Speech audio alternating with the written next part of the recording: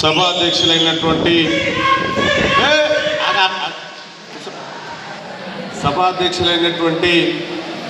ఉమ్మడి మెదక్ జిల్లా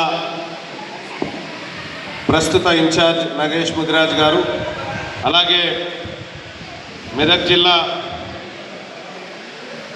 బాధ్యతలు చూస్తున్నటువంటి యాదగిరి గౌడ్ గారు, చంద్రశేఖర్ గారు, సిద్దిపేట జిల్లా అధ్యక్షుడిగా ఉన్నటువంటి భిక్షపతి గారు, అలాగే సిద్ధగౌడ్ గారు, మా సిద్ధక్క, రవీందర్, సురేష్, నరసింహ, రమేష్ యాదవ్, లతక్క, అలాగే సుధాకర్ గారు, నవాజ్, ప్రవీణ్ గారు, ఆ తర్వాత నర్సింగ్, భిక్షపతి, గౌతమ్ గారు, శ్వేత గారు, అలాగే మా యాదగౌడ్ అన్న, మా కిషన్ గౌడ్ అన్న, అలాగే వేదిక మీద నాతో పాటు ఆసీనులైనటువంటి తెలంగాణ రాజ్యాధికార పార్టీ ముఖ్య నాయకత్వానికి అందరికీ కూడా పేరు పేరున నమస్కారం తెలియజేసుకుంటూ, ఇప్పటిదాకా ఏమో అని మా భిక్షపతి ఏమన్నాడినా ఇప్పటిదాకా విన్నారా మీరు? ఈ పార్టీ మనందరిది, అందరు రావచ్చు అంటున్నాడు. అందరు రావచ్చు ఇళ్లకు, మన పార్టీలకు రెడ్డోళ్ళని వెలుమోళ్ళని అడుగు కూడా పెట్టనియా, ఇళ్ళకి రానియా వాళ్ళని. వాళ్ళకు మనకు సంబంధమే లేదా? వాళ్ళదో పార్టీ, మనది పక్తు మన పార్టీనా? బీసీలది, మన బీసీలది, మన సోదర కులాలైనటువంటి ఎస్సీ ఎస్టీలది, మైనార్టీలది మన పార్టీ. గిళ్ళ కాలేజీలో వస్తారు పుడుకునేనా చేర్చుకునేవు మనది, కానీ వాళ్ళని చేర్చుకునేవు అంటున్నా. 2000 మనకు చేర్చుకు ఇక్కడికి వస్తానన్నట్టు. ఇప్పుడు వస్తా అంటే మా సిద్ధుండి ఇటు రాకూరి మళ్ళీ వచ్చిందనండి. ఇప్పుడు కిష్టపూర్ కాడికి పోతిగా, గుడి కాడికి పోతే ఆడ చైర్మన్ అంటే గుడి చైర్మన్ ఎవరో పాపం ఆయన అటు సాటు నిలబడతా ఉన్నాం చూసి ఏదనంటే, సార్ మేము రెడ్యూలం కాదు సార్ ఏమని అంటాడో ఏమో అని అన్నాడు. అంటే నేను దగ్గరికే రానియా నిన్ను అని చెప్పిన. ఎందుకు మరి మల్లన్న ఇట్లెందుకు తయారైండు? మల్లన్న ఎందుకు ఇట్లా తయారైండు? రెడ్డి వాళ్ళకి వెలుమోళ్ళకు సోపతి కట్ట అంటున్నాడు, వాళ్ళని అవతలకి ఎలగొడతా ఉన్నాడు. ఎందుకు ఎలగొడతా ఉన్నాడు అంటే, కొన్ని వందల సంవత్సరాల నుంచి వీళ్ళు మనం నిలగొట్టుకుంటూ వచ్చారు అన్నట్టు.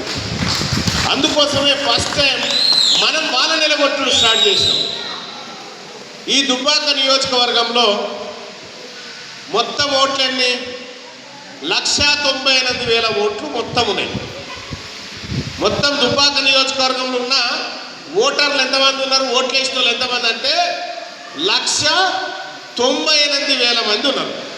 ఈ 1,98,000ల్లా 1,98,000ల్లా రెడ్డోళ్ళ ఓట్లు ఎన్ని ఉన్నాయి ఎంత ఇస్తే ఎంతమంది ఉన్నారు చెప్పు? తెలుసా ఎన్ని ఓట్లు ఉన్నాయో? 1,98,000 ఓట్లల్లా రెడ్డోళ్ళ ఓట్లు ఎన్ని ఉన్నాయో తెలుసా? దుబ్బాక నియోజకవర్గంలో 16,000 ఉన్నాయి. 16,700 ఓట్లు వాళ్ళవి. మనం ఉన్నాక మన బీసీలం మన 1,29,000 ఓట్లు మనవి.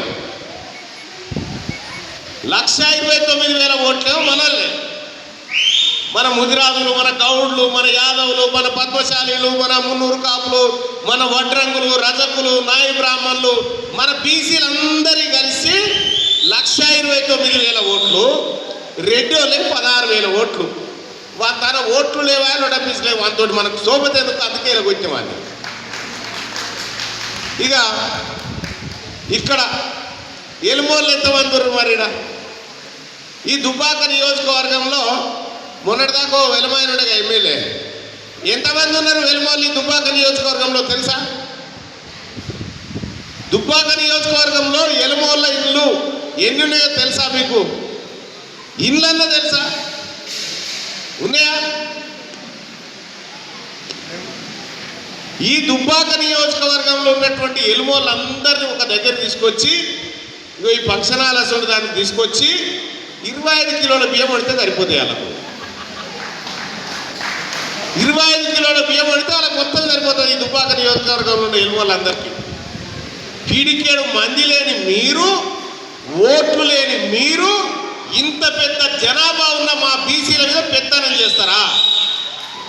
మేము పింఛన్ల కోసం మీ ఇళ్ళ చుట్టూ తిరగాలి, మేము ఇళ్ళ కోసం మీ ఇళ్ళ చుట్టూ తిరగాలి. అందుకోసమే ఇక వాళ్ళకు మనకు సోపతొద్దని చెప్పిన. ఇంకా వాళ్ళ ఇళ్ళ కాడికి పోతే మనకు కుర్చీ ఉండదు. వాళ్ళు దార్కారు లెక్క కుర్చీలలో కూర్చొని మనం కింద కూర్చోవాలి, చేతులు కట్టుకోవాలి, నిలబడాలి. వాళ్ళది ఆ కథ. పోదా వాళ్ళ సోపతి వద్దా? పోదామా వద్దా? వద్దు కదా. వాళ్ళకు మనకు సోపతి లేదు. ఇక వాళ్ళు అక్కడ, మనం ఇక్కడ. వాళ్ళ ఓట్లు వాళ్ళే వేసుకురు అనుకో, మొత్తం వాళ్ళ ఓట్లు వాళ్ళే వేసుకురు అనుకో, గెలుస్తారా? అక్కడ ఓట్లే లేవా? ఎడికెళ్ళి గెలుస్తారు? అక్కడ ఓట్లేవుగా. మళ్ళా మెల్లగా మన ముదిరాజుల ఇంటికన్నా రావాలి, మన యాదవుల ఇళ్ళ కాడికన్నా రావాలి, మన గౌడుల ఇళ్ళ కాడికన్నా రావాలి. వచ్చి కూర్చొని బాగున్నావా గౌడన్నా, మా యాదవ్ గౌడన్న బాగున్నావా, మా కిషన్ గౌడన్న బాగున్నావా అని మళ్ళీ ఇళ్ళ పుట్టి తిరగాలి. వాళ్ళంతా తిరిగి ఓట్లు దమ వేసుకొని పోవాలి.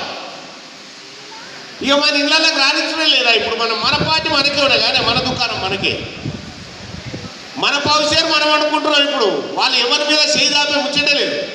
రేపు పొద్దుగాల మనం అధికారంలోకి వచ్చిన తర్వాత మనది ఏం గుర్తే?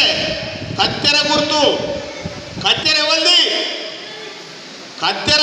ఈ కత్తెరతోని ఆపరేషన్ చేసేది కత్తెరనే, కుట్లేసేది కత్తెరనే, మేరాయన బట్ట కత్తిరించేది కత్తెరనే, బీడీలో ఆకు కత్తిరించేది కత్తెరనే, ఆఖరికి గొర్రెల ఉన్ని కత్తిరించేది కత్తెరనే, మంగళాయన కటింగ్ చేసేది కత్తెరనే. మనది కత్తెర. మన కత్తెర పట్టుకొచ్చిన ఈసారి మన కత్తెరతో మనం వచ్చినాం. ఇప్పుడు వాళ్ళు ఏమనుకుంటారంటే, అమ్మ ఇది లేదోడి మోపాయనేమరా, ఇన్ని రోజులు అంటే వాళ్ళని మత్పరించి మాయ చేసి ఇడగొట్టి చేసినాం. కానీ ఇలా మళ్ళన్న వచ్చే మళ్ళీ వాళ్ళు పార్టీ పెట్టుకునే రేపు పొద్దుగాల ఊళ్ళల్లో వాళ్ళ ఇళ్ళకి నేనైతే చెప్తా ఉన్నా, దుబ్బాక నియోజకవర్గంలో రేపు పొద్దుగాల మా తెలంగాణ రాజ్యాధికార పార్టీని, మన పార్టీ నుంచి పోటీ చేసేటువంటి అభ్యర్థి ఎవరైతే ఉంటారో, మాకు రెడ్డి వాళ్ళ ఓట్లు వద్దు, ఏలుగు వాళ్ళ ఓట్లు వద్దు. మీరు కూడా అదే మాట చెప్పుని మాకు బీసీల ఓట్లు వద్దని చెప్పుడు చూద్దాం. ఇప్పుడు ఈ వెలుమోళ్ళు రెడ్డి వాళ్ళు వచ్చి మాకు కూడా బీసీల ఓట్లు వద్దని చెప్పమని చూద్దాం. మన ఓట్లు వద్దు మరి అనుమానం చూద్దాం. పటక్కుల నెత్తి వరిగిపోయి చచ్చిపోరే, అంతేనా కదా? అందుకే వాళ్ళకు మనకు ఇరుపు కాగితం పెట్టుకున్నాం. మనం వద్దు, మనకు వాళ్ళతో సంసారం కుదరతలేదు. వాళ్ళు అటు మనం ఇటు. ఎంతసేపు అయినా వాళ్ళు ఒకటైతారు కానీ మన దగ్గర రాని తారే. అందుకోసం ఇప్పుడు మనమే దగ్గర రానియకుండా దూరం వెళ్ళగొడుతున్నాం అన్నట్టు. మరి ఏమవుతుంది?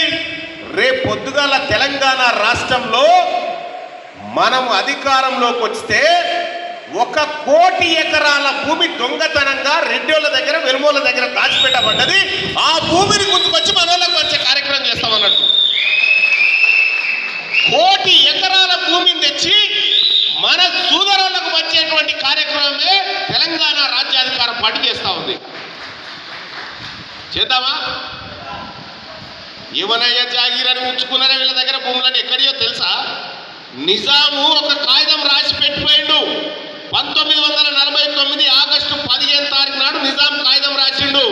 ఈ భూమి ఏదైతే ఉందో, ఈ భూమి మీద బతుకుతున్నటువంటి ముదిరాజులకు, యాదవులకు, పద్మశాలకు, గౌడ్లకు, ఈ బీసీలందరి పేరు మీద రాసిపోతున్నా అని చెప్పి రాసిండు. రాయంగానే కొండా వెంకట రంగారెడ్డి అనేటువంటిది ఒక దొంగ ఏం చేసిండు, ఆ కాగితాన్ని దాచిపెట్టిండు. ఆ కాగితాన్ని దాచిపెడితే మొన్న బయటికి తీసిన ఆ కాగితం ద్వారా మనకు 1 కోటి ఎకరాల భూమి రాబోతా ఉంది. రేపు పొద్దుగల 1 కోటి ఎకరాల భూమి మనకు గవి తేవడం కోసం ఇలా సర్కారు బళ్ళు ఎవ్వరికి కూడా ఇలా ప్రైవేట్ స్కూళ్ళలో చదివిపిస్తే లక్షలకు లక్ష రూపాయలు కావాలి.